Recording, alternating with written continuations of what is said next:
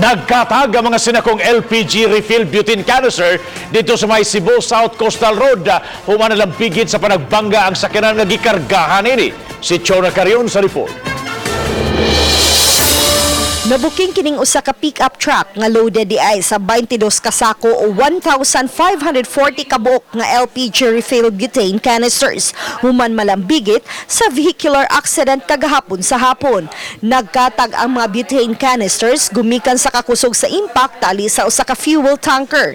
Naluka pa ang usa ka punuan sa kahoy sa Center Island human nabanggaan usab. Gipangitaan og papeles ang driver nini apan way mapakita. Para po dili siya maabot nito ang tanker truck, iyahan na lang yung gibangga katong kahoy nga nasa Center Island. Oh. So natumba siya. Na dito evident nakita gid sa atong mga responders nga pagkatumba niya dunay mga butane canisters. Ang maong insidente nakamugna og hinay nga dagan sa trapiko sa dapit.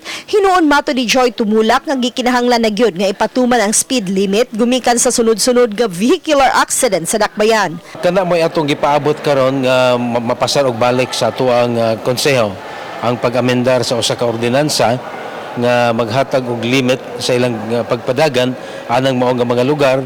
And then gipaabot sad nato ang resolution unya sa City Council nga magpalit ang syudad og kining speed gun. Uban ni Renante Quiñones, Chona Carion, Balitang Bisdak.